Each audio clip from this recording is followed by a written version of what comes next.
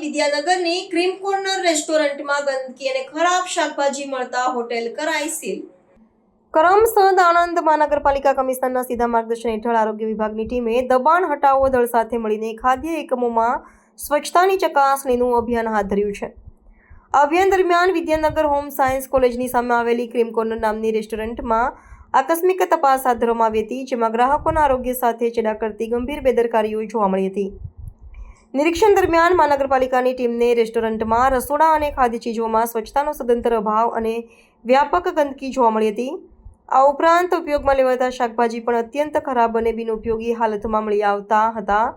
ખાદ્ય સામગ્રીની જાળવણી અને સમગ્ર સંગ્રહની પદ્ધતિઓ ભારે અનિયમિતતા જોવા મળતા જાહેર આરોગ્યને જોખમ પહોંચાડતી આ ક્ષતિઓને કારણે મનપાની ટીમે તાત્કાલિક ધોરણે આ હોટેલને સીલ મારવાની કાર્યવાહી કરી હતી।